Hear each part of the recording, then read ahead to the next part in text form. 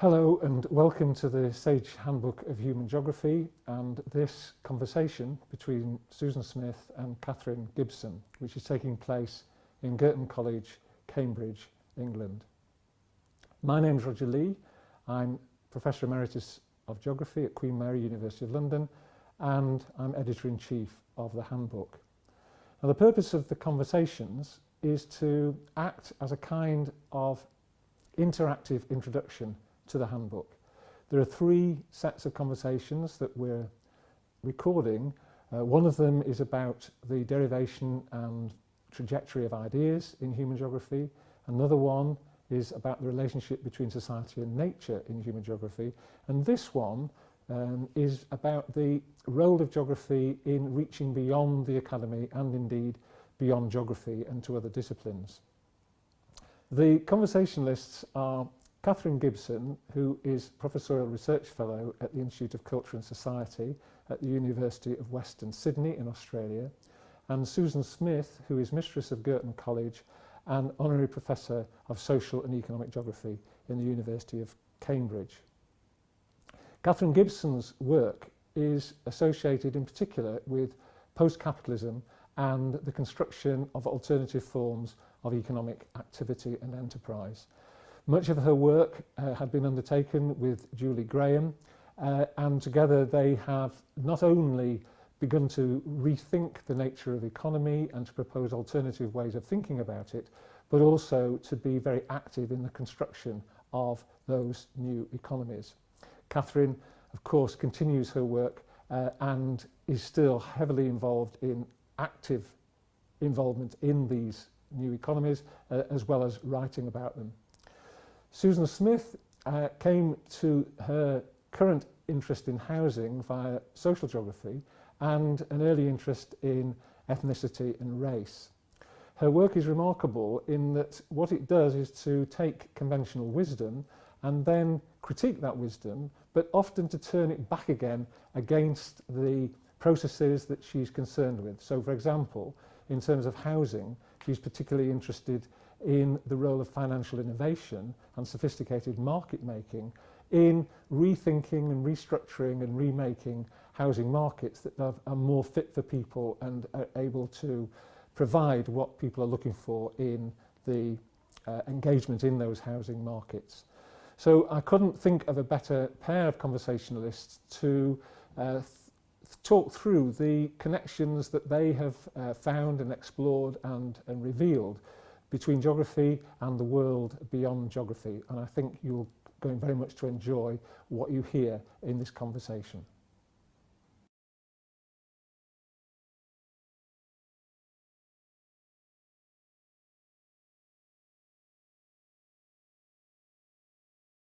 I can ask you what brought you to geography, if you like. Well, okay. Well, the honest answer to that is that it's a big school subject in the UK. Yeah.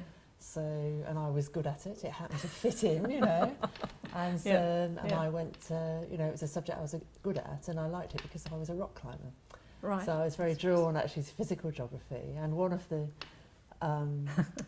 things that I'm always very grateful for is that undergraduate courses are so very often so integrated. So I spent my whole undergraduate time doing a mix of physical and human geography. And I think if I'd have had to choose early on, I would have done physical geography, you know, sand dunes or rocks in relief. Yeah. And the fact that I was able to balance the two sides of the discipline for so long, you know, gave me enough time to work out that it was the human and social world that I was most interested in. Well, that's kind of fascinating because I have a bit of a similar background in a way. I mean, as a child, we had a lot of interest in geology because my mother had been sent out to field work and doing things like that with her mother, who'd trained as a geologist. And so we had a lot of interest in landscape and what was out there in the world. So I also did geography at school and loved it.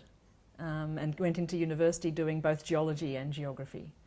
And at one point thought I might go on with geology, but in my third year of geography at university, one of the lecturers, who was actually an agricultural geographer, got us thinking about epistemology. And I thought, this is the first time I've come across the thought that you can think about what does it mean to think this way versus that. And so even though, you know, geography often seems a very practical kind of a study, it was one of the first places where I actually got involved in more theoretical thinking. So from then on it became a place where you could explore both the world and what was going on in practical things within the world, but also some way of stepping back and saying, well, what questions are we asking of it? And so in a way it was, for me, geography was a very free kind of discipline. Yeah, I mean, that's right, and that's one of the things that I really liked most about it, and I've always liked about it actually, is the fact that lots of colleagues are engaged in disciplines which quite rightly, you know, are very focused on particular specialisms, and they're quite easy to identify in a way. You know, there's a focus and there's a theme and there's a kind of thing that the core discipline does. And what I've always liked about geography is that you know, almost its specialism is making connections between all of these different areas. And for me, that's really attractive. You know, the idea that you can look at a range of different themes and topics, and I guess one of the, you know, sort of intellectual legacies of the centuries of geography is to give you, you know, to give you a framework in which to look for connections between them and to be interested in the connections as much as the entities that are being connected. Yeah, so in a way, that synthesis kind of idea that has often been in the study in geography is an attractive one, because it does invite you to bring in lots of different kind of ways of thinking in order to, you know, focus in on a particular instance or a particular place or a particular kind of thing. Yeah, and I guess that's one of the differences for me, thinking about human geography, is that, you know, whilst we have had different schools of thought within the discipline, there haven't been such tightly bound paradigms that once you're in them you can't also think outside them. And I think about my colleagues in, you know, doing even anthropology or in economics, where you basically have to sign up to one school and that's it. And so in geography there was always a sense of thinking around and using different kinds of tools. You know. I think that's right, and I think that's perhaps one of the things that, you know, sometimes made people sort of frown on geography. You know, they're just sort of, you know, they can do a little bit of everything, and you know, nothing really substantial about one thing. But I think my response to that is always that there is something of enormous value to be able to take ideas between disciplinary spaces, and that just having the radar up far enough to recognise that quite disparate areas are connected by themes that haven't been perhaps properly explored yet. You know, is a huge quality that a discipline like geography brings. It also, of course, allows me to go and work in lots of different areas. Yeah, extend yourself. I personally find that really exhilarating. And I think it's something to do though with the field or the world, or, you know, some people like to call the real world. I don't particularly like that distinction, but there's some way in which, if you're trying to think with the world, you're invited to bring in lots of different kinds of tools. But I think that at the core, geography is about that engagement. And so, yeah, there's a sort of an invitation to do that kind of thing.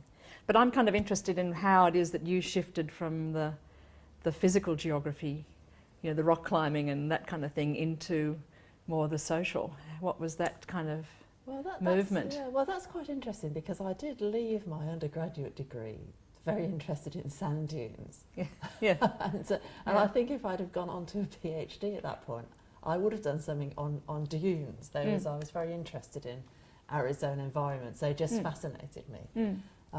But then actually I had a year living in Birmingham in England, and at a time when there were all kinds of interesting issues going on in terms of developments in anti-discrimination legislation, everyday racism, victimisation and fear of crime, and the way that had all become very racialised, just in the everyday life of living in that city. And when I decided to do a PhD, I decided it had to be on. So in a way, human life. That real event kind of drew you into it. I mean, that's the thing that I think is part of the freedom of geography, that if students are interested in something that's happening, they can actually start to think about it within the frame of geography and how you might ask interesting questions of it and push yourself. And how did you get into that? Well, I was always doing these two streams, you know, of geology and geography. And at the time I went through university, there was just the end of one of the big mining booms in Australia. So a lot of the geology students got jobs in the mining sector, you know, out in the middle of nowhere. And I guess as a woman, I felt I don't particularly want to do that. Plus, I wasn't that interested in the agenda of the mining industry. And I got much more interested in social justice issues. I mean, I think it was the time for me when, you know, the first Labor government came back in Australia after 23 years of a Conservative government, and there was a lot of discussion around community development, and there was the green ban movements trying to stop expressways coming through the city, and I was living right next to, in an area where one of these expressways was supposed to be coming through. So I started being interested in the notion of what are communities and what is a political process. So I guess, it kind of drew me into, my first study was a sense of place within Glebe, which was this little community right next to the university. It was, you know, gentrification was just starting to happen, and the old working class residents were you know, being turfed out, and there were all these things going on around me, and I felt that, you know, the geography allowed me to do some study on that and think about what's relevant. And so I guess it was that shift, and in a way it's taken a long detour to get back interested in environmental and physical geography issues, but I feel like that grounding that was there in my training, again, as some, you know, in the discipline where you did do a mixture of both, has stood me in good stead to come back to think about some of the ways in which, you know, human geography is engaging differently now with the things that have been typically the physical geographer's kind of sphere, with, you know, the climate changing world and all these kinds of things. But it was definitely that kind of detour into an event, an issue that was of interest, and trying to figure out how to do that. And at the time, you know, I was reading or being, you know, given things to read that were all about humanistic geography and phenomenology, and Yi-Fu Tuan's work and Anne Buttermer's work was very influential. And so I got very into this idea of a sense of place and what was belonging for these, you know, for old working class residents versus the new gentrifiers. And it was funny because I did this study and did okay, and then tutored for a while, and then went off to do a PhD. And of course, in that meantime, I'd come across Ron Horvath, who had been a very active member of the Detroit Geographical Expedition and had been that forefront of radical geographers who'd turned to Marxism as a way of understanding the world. So we started reading groups around political economy, and then I ended up going to graduate school at Clark University, where this was a big focus. And I remember for years feeling so embarrassed about this phenomenological study I'd done, thinking, oh, if I'd just gone and looked at the rent records of Glebe, I could have seen what was happening with the flows of capital coming into and out of this area, and I could have just understood the whole process without, you know, talking to anybody. And I almost kind of hid the fact that I'd done this kind of work for many years, actually, and then gradually worked my way back into seeing how the subject is so important, and the sense of affect and all this kind of stuff in relation to place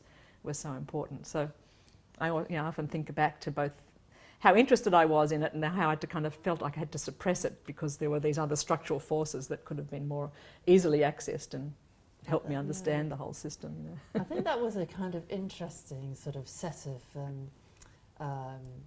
you know, norms in the discipline, wasn't it?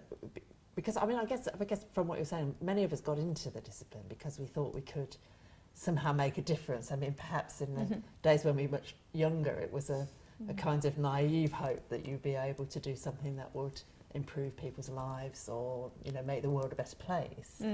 And then there was this sort of set of critiques which, you know, was really quite an excellent kind of analytical understanding of the forces that shape society and space, and a feeling that, you know, they were beyond the human almost, you know, that that what you really needed to do was to be able to get sufficiently beyond the human to understand what it was that was directing people's lives. These structural forces. And a really strong emphasis on the importance of critique and analytical theory and all very important elements.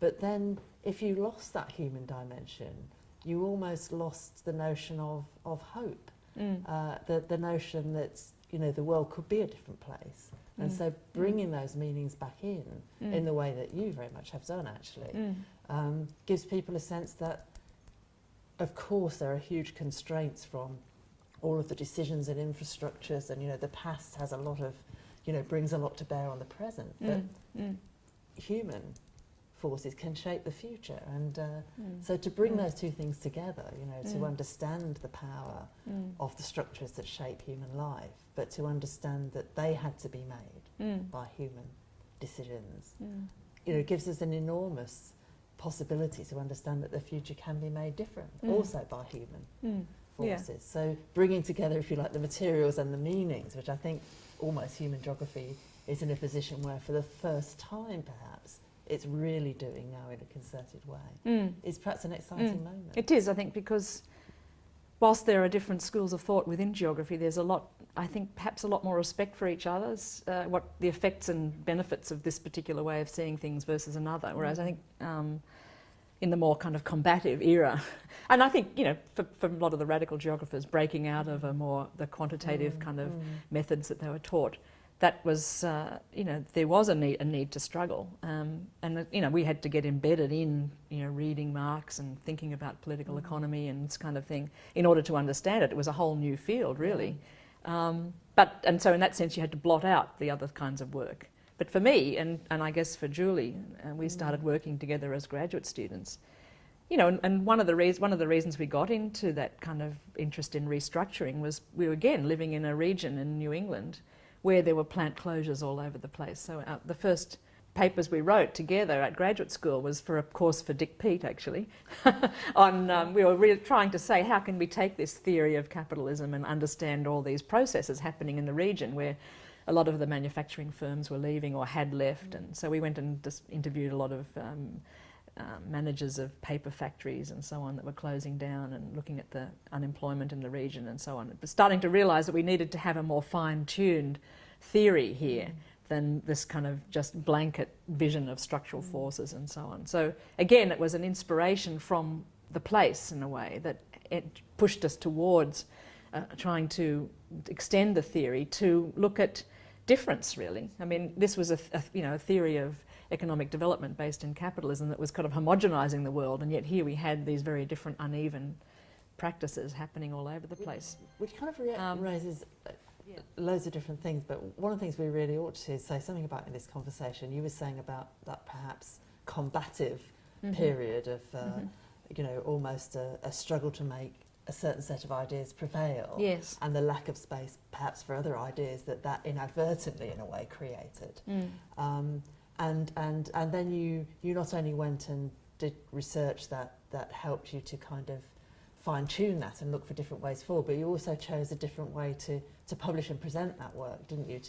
To get, to perhaps to say something about that oppositional, individualising, force in academia. I thought we ought to have in this conversation a word about that. Yeah, and I think that for me that happened quite a bit later, but it came through, I think, feeling that this kind of pure theory was politically coming up against a brick wall, that we could theorise internationalisation of capital as much as we liked, but it didn't tell us what to do next, except for when I remember going back to Australia and thinking, well, these unionists are very interesting, the politics they're involved in, but what they are arguing for is just let's get a bit of the world car to Australia. If we're going to have manufacturing is going to be restructured, we want our bit. And it seemed to me that was not really the issue. We needed to be thinking differently. So there was both a sense of that this theory wasn't leading us to a kind of politics that was starting to make a new world. It was kind of getting people to have little bits of the old world and sort of sectarian interests. And then at the same time, I guess getting involved in thinking about post-structuralism and the ways in which these centred narratives weren't serving us, but we could start to think of decentered narratives and different kinds of subjects. That freed us, Julie and I, up to think about ourselves differently too. Even though we'd been working together, it was still Julie Graham and Katherine Gibson, and then suddenly I think the playfulness of postmodernism, which a lot of people didn't like because it seemed to be not serious, for us it was this incredibly liberating moment to think, well, no, we are multiple subjects, and why not put ourselves together as a joint authorial subject to go forward? And, it was a kind of a playful thing that we enjoyed, and then, of course, it ended up having more consequences than we probably initially intended or thought of. And I think inspired a lot of people to think differently about themselves as writers and how they worked and collaborated with each other. But then I guess it became a really wonderful way of surviving within the academy. Because you always had another person to think through all the challenges that were going on, and a sense in which it wasn't all about your role, Because that's what we all do, actually, isn't it? Even when we write things as individual authors. I mean, if we really took the time to credit all the different sources and influences, our list of acknowledgement will be enormous. And so I think it's tremendous, to adopt tactics that really bring that to the forefront. And it's great to see, other scholars, doing the same thing. Actually, Rachel Payne recently, I think, has started. I can't remember what phrase, what pairing she's used, but one or two wonderful combinations of surnames coming out. So but I think working together gives you the confidence to take on new areas as well. Because I mean, when I think about again, I think the sort of almost retraining we did to read a lot more feminist theory and post-structuralist and social theory, it was the kind of work that if I tried to do it alone, I would have found it too daunting. So that idea that you can branch out and start to get on top of a different kind of a way of thinking, it's, it helps when you have someone to do it with and to ask, ask questions about and so on. Yeah, that's right, and it also inspires that whole turn to participatory research, doesn't it? To be recognising that the people that we're working with, the subjects of the study, are actually part of the production of the findings. And certainly when Helen Roberts and I did some work in the Corker Hill area of Glasgow, we ended up publishing things with different members of the community as authors on the papers. Which was a very interesting experience, because you're negotiating language, ways of presenting things, different interpretations of what's actually happening. But as you say, those are all part of what the picture really is. And so it is a tremendously kind of enabling thing to do once you can cross that barrier of realising that you, even as you write, you're not the sole voice. Yeah, and I guess that's something that maybe characterises both of our work, is that sense of working with non-academic collaborators and sort of not being cowed by that distinction between the academy and the community, but actually seeing research as a process of having a wider conversation and involving other people in that conversation to create new knowledges. But and you've done that with your work in housing largely, is it? The work that I do in housing, which is both quantitative and qualitative, is a massive collaborative effort, really, when you think about it. Because even using, I think we sometimes forget, don't we, when we use great big household surveys like the British Household Panel Survey and the, I use the housing, what is it called, the Hilda Survey in Australia, I can't think of it, so the it's Hilda, Housing, Income and Labour Dynamics of Australia. We'll have to check that before we put it in.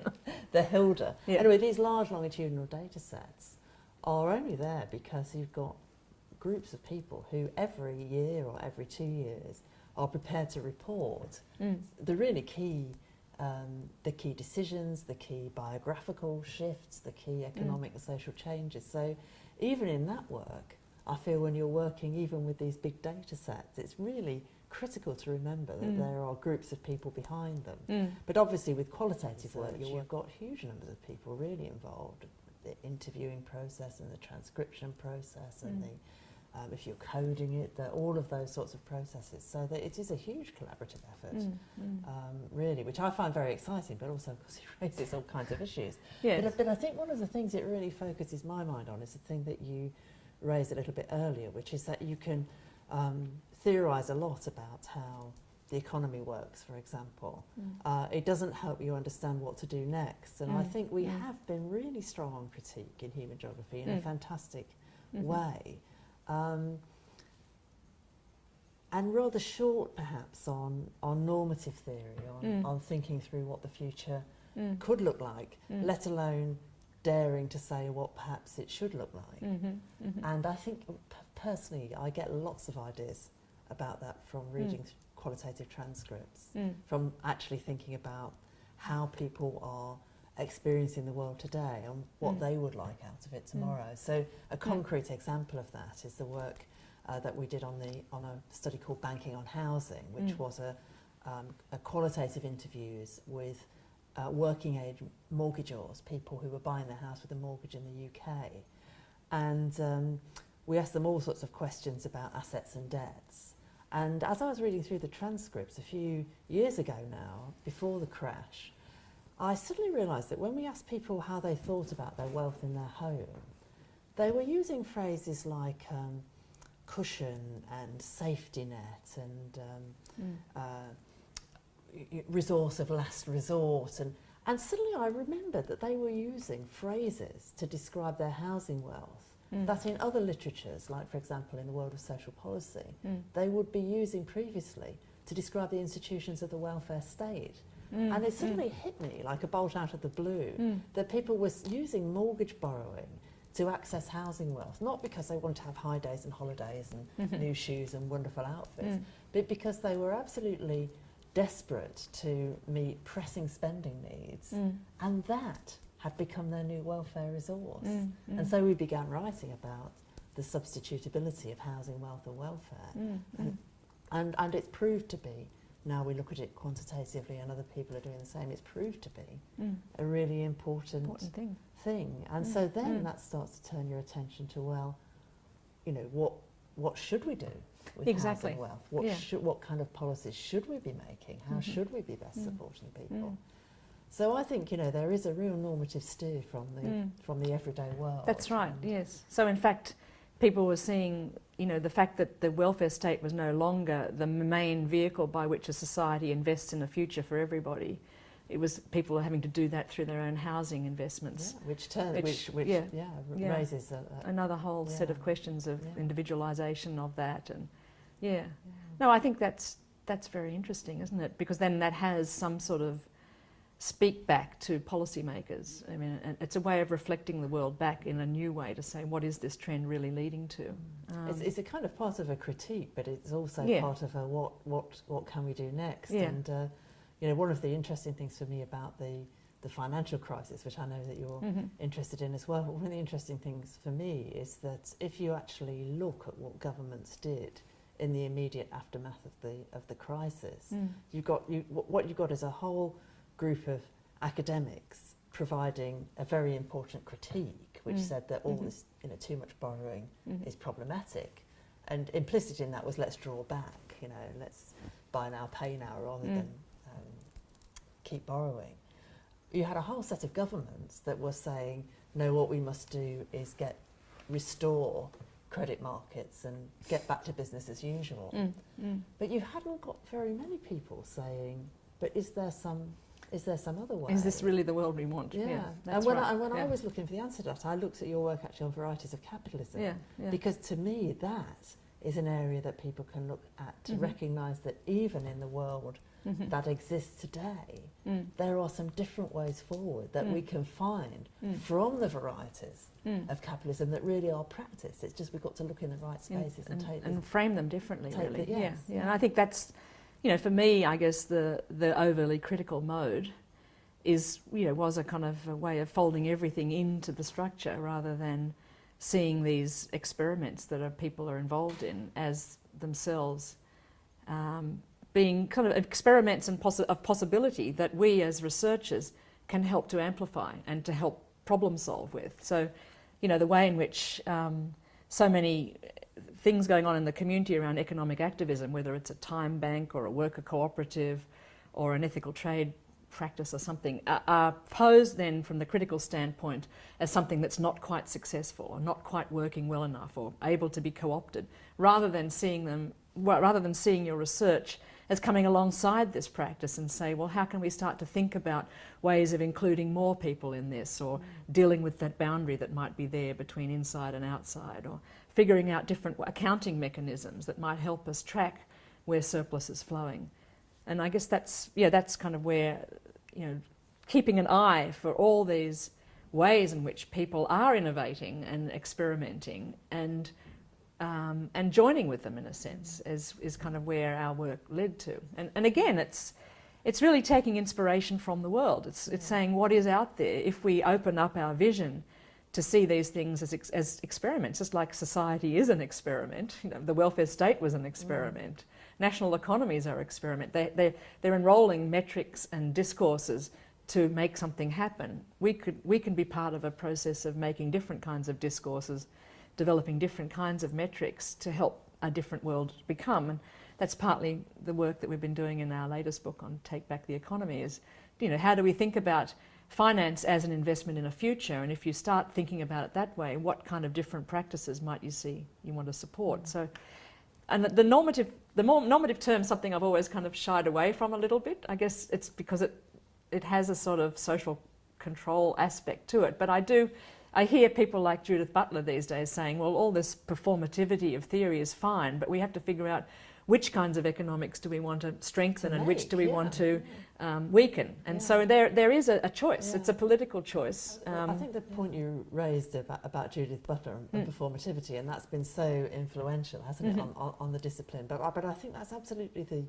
the key thing. You know, it's all very well to recognise that the world is performed and made, but it must surely follow from that therefore it can be made in different ways, quite actively. And I guess that's what I'm interested in, you know, and, you know, whether normative is the right word, but theories of making the future, you know, I think are quite important. Yeah. And so opening up that question of what do we want housing to be? Yeah.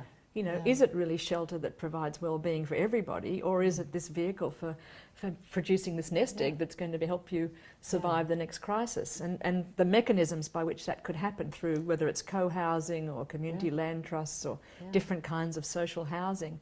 And or even instruments that enable us to separate out the costs of housing services from investment returns and find ways to deal with investment returns that are fairer and more inclusive, but not make people tangle them up with housing service decisions.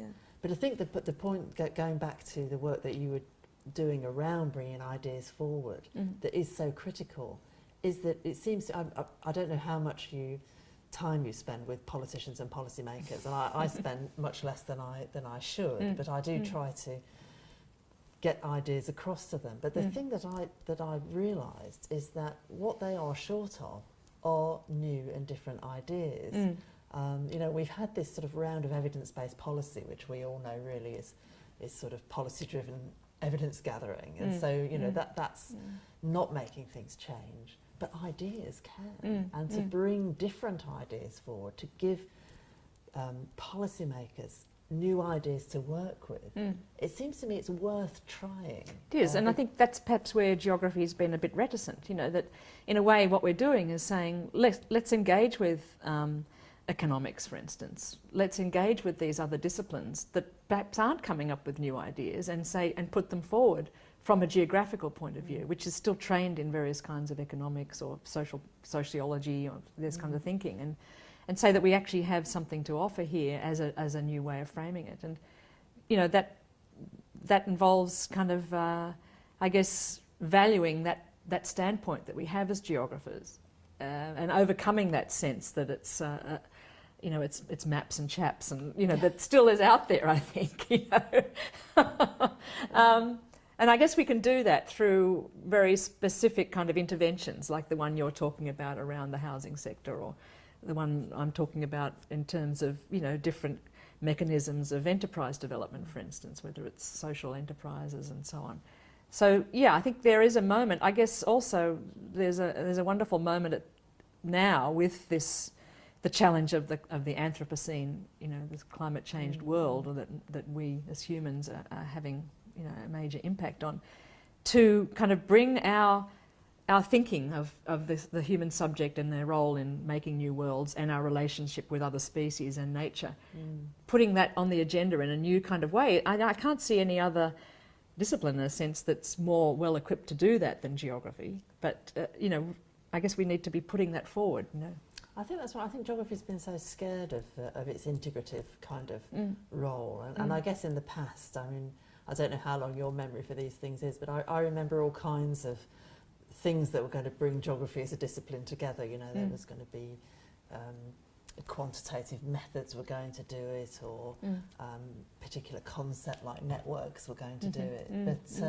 But really, what it's always had actually is the ability to talk across the boundary of the physical and the human sciences, and